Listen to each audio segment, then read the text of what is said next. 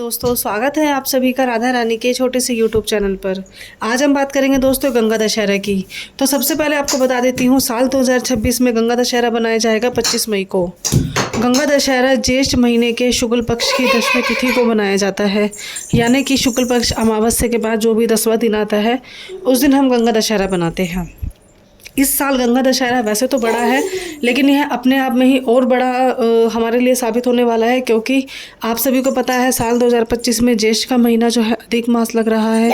इस साल गंगा दशहरा के समय अधिक मास लगेगा, और अधिक मास जब किसी महीने में लग जाता है तो वह अपने आप में ही महीना बड़ा हो जाता है और बेहद ही शुभ हो जाता है। अधिक के मास में किया गया जो भी दान पुण्य पूजा पाठ व्रत इत्यादि हमें कई गुना फल देकर जाते हैं और कई गुना हमारा पुण्य को बढ़ा देते हैं। तो दोस्तों, सबसे पहले हम सुनेंगे गंगा दशहरा की व्रत कथा। गंगा दशहरा क्यों मनाया जाता है, गंगा दशहरा बनाने के पीछे क्या कारण है। तो व्रत कथा शुरू करते हैं दोस्तों। एक बार की बात है, एक महाराज सागर ने व्यापक यज्ञ किया। उस यज्ञ की रक्षा का भार उन्होंने अपने पुत्र अंशुमन को संभालने को कहा। इंद्र ने सागर के यक्षीय अश्व का अपहरण कर लिया। यह यज्ञ के लिए बहुत बड़ा विघ्न था। इसका परिणाम ये हुआ कि अंशुमन ने सागर की 60,000 प्रजा लेकर अश्व को खोजना शुरू कर दिया। सारा भूमंडल खोज लिया, लेकिन अश्व नहीं मिला। उन्हें लगा कि अब पाताल लोक में जाना चाहिए, लेकिन पाताल लोक को खोजने के लिए पृथ्वी को खोदना पड़ेगा। उन्होंने पृथ्वी की खुदाई करनी शुरू कर दी। साक्षात भगवान महर्षि कपिल के रूप में तपस्या करते हुए उन्हें प्राप्त हुए जब उन्होंने पृथ्वी की खुदाई करी। उन्हीं के पास महाराज सगर का अश्व घास चर रहा था। प्रजा उन्हें देखकर चोर चोर चिल्लाने लगी। महर्षि कपिल की समाधि टूट गई। ज्यों ही महर्षि ने अपने गुस्से भरे नेत्र खोले, त्यों ही सारी प्रजा जो जल के भस्म हो गई। इन मृत लोगों के उद्धार के लिए महर्षि दिलीप के पुत्र भगीरथ ने कठोर तप किया और भगवान भगीरथ ने एक बार भगवान शिव से कहा कि मैं अपनी सारी जो मेरे पूर्वज हैं उन सभी पूर्वजों को 60,000 मेरे पूर्वज उनको मोक्ष प्राप्त कराना चाहता हूँ। तो भगवान शिव ने कहा कि मोक्ष तो प्राप्त हो जाएगा, लेकिन उसके लिए तुम्हें गंगा मैया की आवश्यकता पड़ेगी।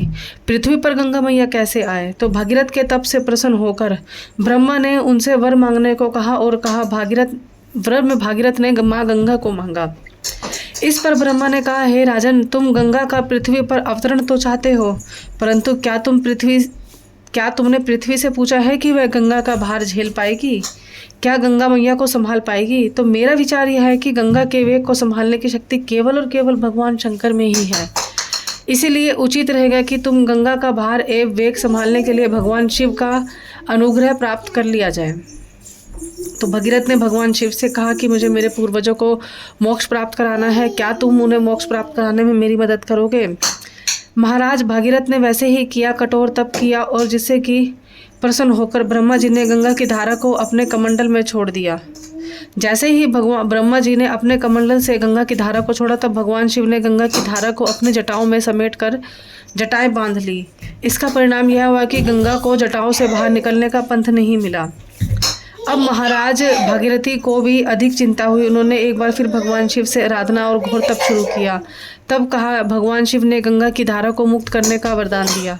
इस प्रकार शिव की जटाओं से छुटकर गंगा जी हिमालय की घाटियों में कल निनाद करके मैदान की ओर मुड़ी। इस प्रकार भागीरथी पृथ्वी पर गंगा का अवतरण कर पाए और भाग्यशाली प्राप्त हुए, जिसके बाद उन्होंने अपने सभी पूर्वजों को गंगा मैया में उनकी अस्थियों को गंगा मैया में बहाकर अपने सभी पूर्वजों को मोक्ष की प्राप्ति कराई और उनके पूर्वज बहुत प्रसन्न हुए। उन्होंने जनमानस को अपने पुण्य से उपतृत कर दिया। युगों युगों तक बहने वाली माँ गंगा भागीरथी न केवल मनुष्य के जीते जी बल्कि मृत्यु के बाद भी उनको मोक्ष की प्राप्ति कराती है। माँ गंगा मैया में स्नान करने से कहा जाता है सभी पाप धुल जाते हैं। गंगा मैया उतनी ही पवित्र है जितना कि एक कहते हैं छोटे से बच्चे का मन होता है, उसके अंदर भगवान होते हैं, ऐसे ही माँ गंगा मैया भी पवित्र रहती है। लेकिन आजकल के युग में लोगों ने माँ गंगा को अपनी तरह खुद गंगा मैया को भी गंदा कर दिया है। तो दोस्तों, मेरी आप सभी से यही अनुरोध है कि जब भी आप गंगा मैया में स्नान करने जाएं, पूजा पाठ करने जाएं, तो गंगा मैया को दूषित ना करें। कोशिश करें कि वहाँ पर साफ़ सफाई रखें, गंगा मैया में कोई गंदगी ना डालें, और यदि आप स्नान करते हैं तो बिना साबुन के स्नान करें। और आजकल कुछ ऐसे भी लोग हैं जो गंगा जी में नहाने जाते हैं लेकिन जो कपड़े होते हैं वहीं छोड़ देते हैं, ऐसा आपको बिल्कुल नहीं करना चाहिए। तो जैसे कि भगवान ने गंगा मैया को पवित्र तरीके से धरती पर बुलाया था, हम सबका ये कर्तव्य होना चाहिए कि हम माँ गंगा को उतना ही शुद्ध और पवित्र रखें जितना वो धरती पर उतरी थी। तो दोस्तों, गंगा दशहरा से जुड़ी यही जानकारी थी। गंगा दशहरा साल 2026 में 25 मई को मनाया जाएगा। गंगा दशहरा के दिन आप क्या दान कर सकते हैं? आप फल दान कर सकते हैं पानी से जुड़े, जो कि गर्मी के फल होते हैं, जैसे कि खरबूजा, तरबूज, आम, मौसमी और खीरे, ककड़ी, जो ये वाटरी फल होते हैं। इसके अलावा आप एक पानी का मटका या पानी का कैंपर, जो भी आपकी बजट के हिसाब से हो, ठंडे पानी का, या सूती वस्त्र आप गरीबों को दान कर सकते हो। पसीना पोंछने के लिए गमछा आप दान कर सकते हो, और पंखा, बिजना इत्यादि आप दान कर सकते हो। ऐसा कहा जाता है कि गंगा दशहरा के दिन किया गया दान हमारे पुण्य को कई गुना बढ़ा देता है और हमारे पाप को ख़त्म कर देता है। साथ ही साथ साल 2026 में ज्येष्ठ का महीना अधिक का महीना है, तो ये अपने आप में ही बहुत सौभाग्य की बात है कि आपको इस महीने में, गंगा दशहरा के महीने में, दान करने का मौका मिलेगा। तो दोस्तों, यही थी मेरी जानकारी गंगा दशहरा से जुड़ी। अगर मेरी दी गई जानकारी आपको पसंद आई तो चैनल को लाइक, शेयर, सब्सक्राइब ज़रूर कीजिएगा। मिलते हैं अगली वीडियो में, तब तक के लिए राधे राधे।